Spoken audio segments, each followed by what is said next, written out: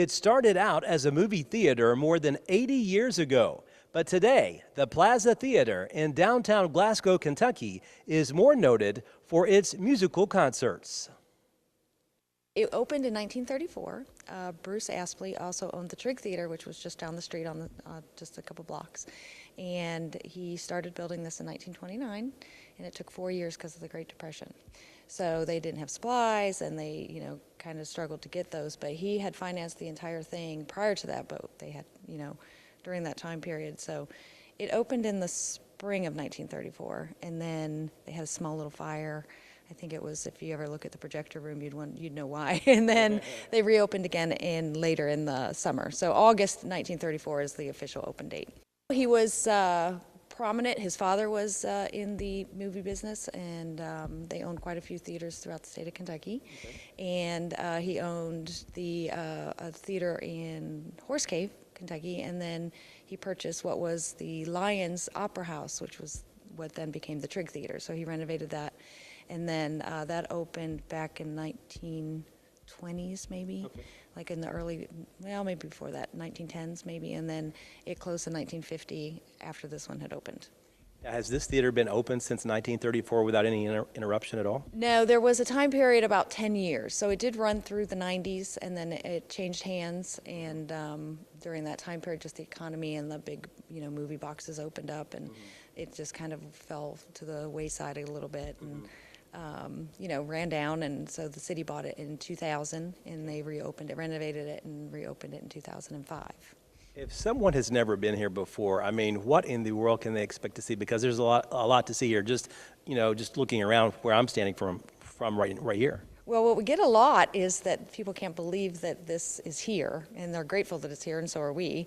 One of the things is just the atmosphere, and if you come for any kind of music concert or any kind of event, whether locally or a national event, the acoustics are fabulous because of the high ceilings and the way that it was built. So people and there's not a bad seat in the house. That's the other thing, is that you can sit in the back and still feel that you're really close up. So it's a very intimate space, even though we seat over 1,000 people. Now, do you not show movies at all anymore? Is it just only musical concerts? No, we do. We do it on occasion. We don't have the audience or the, patron participation for movies. We try to do free historical movies, or like kind of the older movies, black and whites and that kind of thing. Just during the holidays and maybe around Halloween and some special events in the summer. But we do try to slip them in, and we try to do them as much, but we need more people to come out for the movies. A lot of times they're free. Okay. That's a good thing, of course.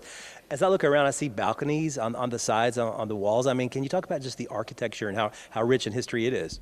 Well, this was built as a what they call an atmospheric theater. It's a fake facade, but it was done like a Mediterranean courtyard. So we do have the balconies, but they don't work. They're just there for a show.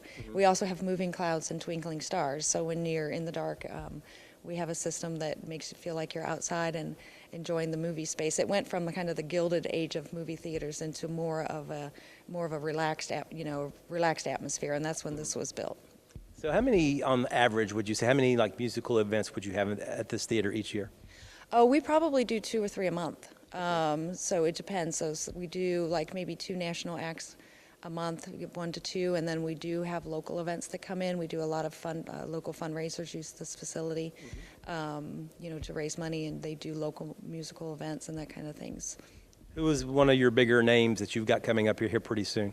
Well, we have Mark Chestnut coming up on November 30th. For New Year's Eve, we have Whitey Morgan. If anybody likes good old country, kind of Waylon Jennings type music, right. We'll have Whitey Morgan and Ward Davis and Alex Williams. Then in February or January, we have Daly and Vincent, so we'll do a little bluegrass. Okay. And then February, we have Blackberry Smoke and Lucas Nelson, who's Willie Nelson's son, coming in. How neat. Now, is it difficult to book these big names, or are they pretty willing to come here to Glasgow? We have a lot of repeaters, like Daly and Vincent and Blackberry Smoke come every year or every other year. we do a lot of research. A lot of our patrons will send us information, and we encourage them to, because a lot of times it's hard for us to know what people like and what they're listening to. And especially like the younger generation, we really want to get them involved and to let them know that this is here.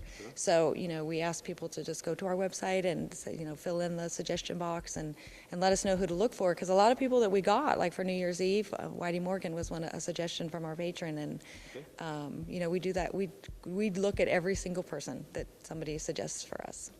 I bet it's a joy to come and work here every day, isn't it? It's exciting. It's always something.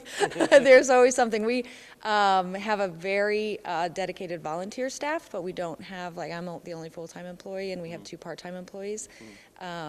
So for us, it's all volunteer-based, and they're the greatest group of people, and they're very dedicated to the theater. So everybody wears a ton of different hats. It just depends on what day it is or what minute it is. It depends on what you're doing. You can be in the box office or jump behind the concession stand or take tickets or, help somebody to their seat or, do any kind of one of those things. Overall, though, it's a good experience, I would think, for anybody who's never been here before. I'm sure you would encourage someone to visit in the future. I would love for everybody to come visit. I mean, we get a lot of people from the Nashville area because we are so close, and a lot of artists like to come to a smaller venue, like 1,000 seats is considered smaller to them. So it's a very intimate space where, we keep the ticket prices very reasonable. Like everything is like less than $50 on some shows, and some can be as around $10. So, so I mean, it's well worth the trip, and the community is great, and we have a lot of great restaurants and hotels and other things for people to do. So, it's a whole experience, not just one event. If you would like to visit the Plaza Theater, the address is 115 East Main Street in Glasgow. For more information on upcoming events, the website address is www.historicplaza.com. Reporting in Glasgow, Kentucky, Barry Hyatt, NCTV.